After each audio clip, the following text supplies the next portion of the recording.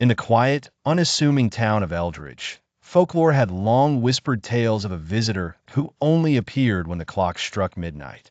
It was said that this stranger brought with him a shroud of bad luck, and that looking into his eyes would promise a fate even the bravest souls dared not tempt. Sarah Alder, new to the town and skeptical of old wives' tales, had settled into the creaky Victorian house on Maple Street. The history of the house didn't bother her.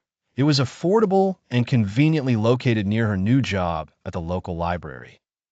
Winter blanketed Eldridge in an early nightfall, decorating the streets with soft snowflakes that appeared almost ethereal under the dim, flickering streetlights.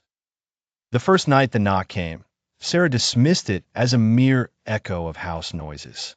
The wind was fierce, and houses this old had a language of their own, pipes clanking like distant footsteps, wind threading through apertures to moan ghostly anthems. But the knocking persisted, 3 rhythmic taps that swelled up from the silence precisely at midnight. Curious and a touch unnerved, Sarah patted down the creaking staircase, feeling a shiver from more than the cold tiles beneath her bare feet. The door's peephole revealed only darkness. She hesitated, recalling the tale of the visitor. The rational part of her mind scoffed at the idea. It was most likely a prank. Yet something urged her to open the door. Her heart thudded audibly in the silent house as she reached for the lock.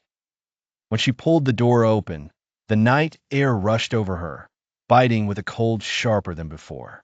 On her doorstep stood a man, his features obscured by a wide-brimmed hat casting shadows that masked his eyes. He was dressed in clothing reminiscent of another era, tailored and archaic.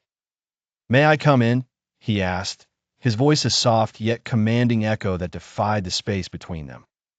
Instinct told Sarah to refuse, but a strange compulsion rooted her to the spot. "Who are you?" she finally managed.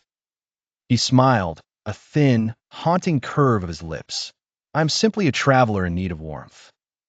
Sarah noticed he left no footprints on the snow-dusted steps behind him, an oddity her mind couldn't ignore. Nonetheless, she found herself stepping aside to let him pass, though every fiber of her being screamed otherwise.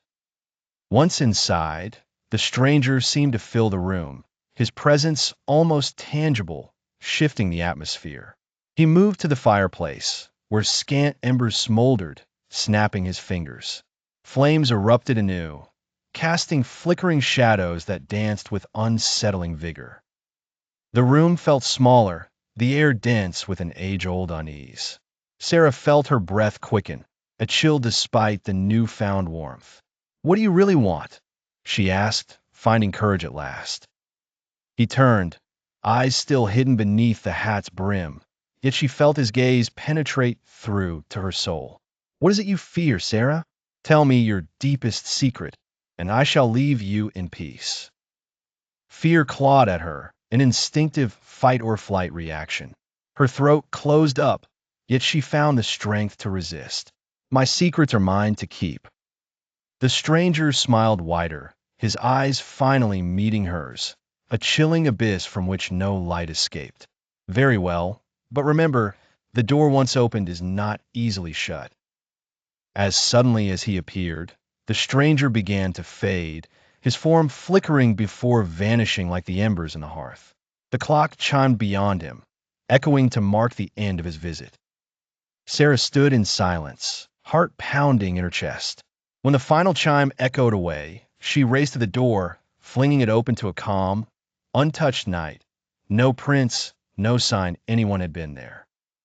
Weeks passed, and she convinced herself it had been a dream. But every night, when the clock struck 12, Sarah found herself wide awake, listening for the knocks, knowing that though the stranger had gone, his promise lingered ominously, an unsettled future with yet another midnight visit.